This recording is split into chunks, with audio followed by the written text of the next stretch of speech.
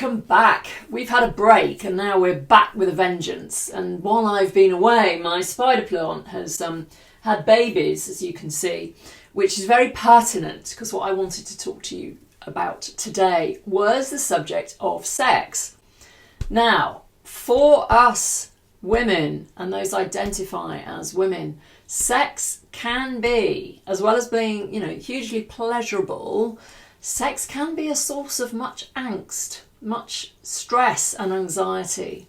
And what I wanted to talk to you today was really 5 things that I have learned which have been useful. In fact, they've been more than useful. They've been game-changing, I would say. So I just wanted to pass those things on to you because sex can have a nasty habit of bringing up our triggers, our emotional hot buttons, our sensitivities, our vulnerabilities. Sex is a hugely vulnerable act. You are laying all bare.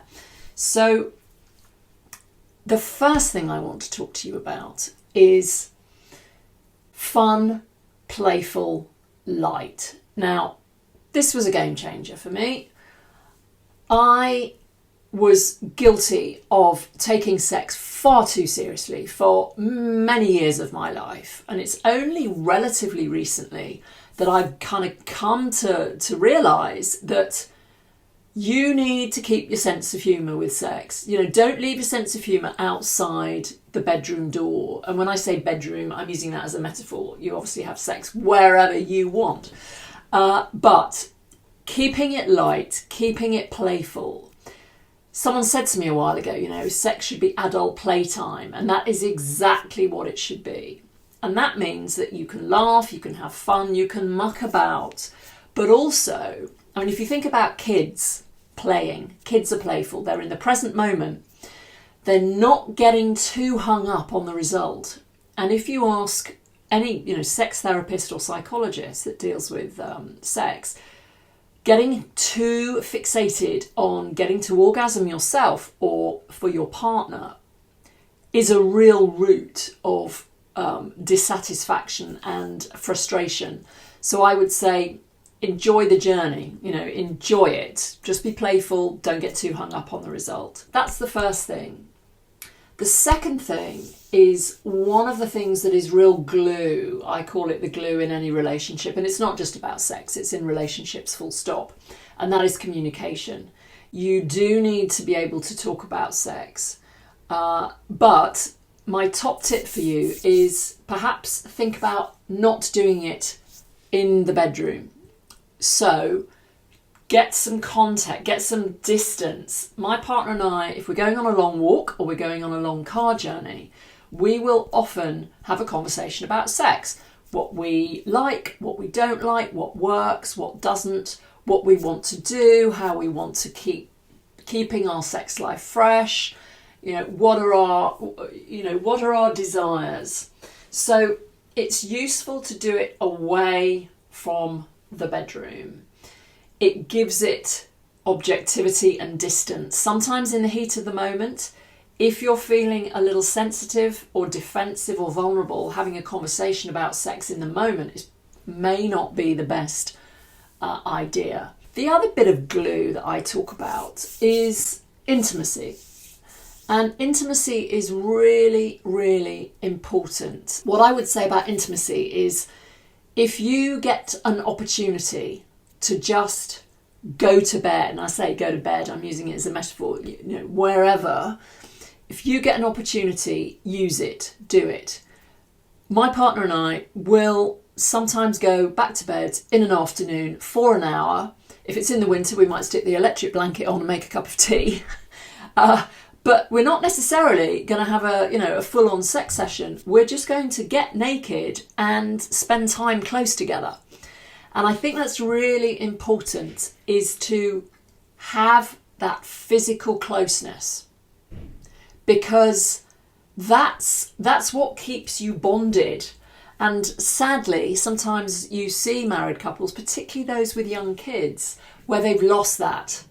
And intimacy is a really important part of that physical bonding. So grab the opportunity. I say, if you get an hour, half an hour, in an afternoon, just spend time with each other. It doesn't have to be about sex.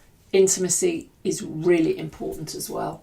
Take the opportunity. The fourth thing I would say about sex is, it's such a subjective thing.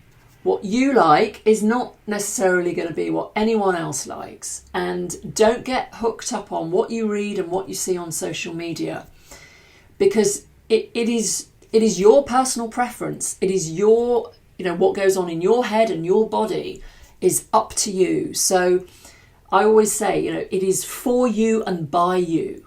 You make up the rules, you choose what you want to do, and don't worry too much about what anyone else is doing. I was guilty as charged of thinking that everybody else was having the most amazing sex life, swinging from the chandeliers, and I wasn't. And then I started sort of understanding that, again, if you talk to sex therapists or psychologists, they'll tell you that that's absolute bullshit. So thinking that, a bit like social media, thinking that everyone else is living this perfect life of having amazing sex all the time is absolute bullshit. Up to you, for you, by you. The final thing, again, this for me was a big one, a real revelation. I would say keep an open mind, because when you form a relationship with a new partner, you may have had a particular dislike for something in a previous relationship because it didn't work for you, or it was painful, or it just wasn't good. Keep an open mind, because a new partner can bring a new approach, a new style, new techniques, a new way of doing things. So I would say keep completely open about what a new partner can bring you. Don't close it off and say, oh, I don't like doing that, or that doesn't work for me. Just try it. It goes back to being playful. If you try it, you don't like it, fine, but play, have a go. So those are the 5 things that I would say, bear in mind, so you keep it fun, keep it light, don't get hooked up on the end game. Make sure you talk about it, but maybe not in the context of the bedroom. Make sure you're keeping the intimacy with your partner, even if it's just a small, grab a bit of time, take the opportunity to get close, get naked, get physical, and keep an open mind. Don't worry too much about what anyone else is doing. And enjoy.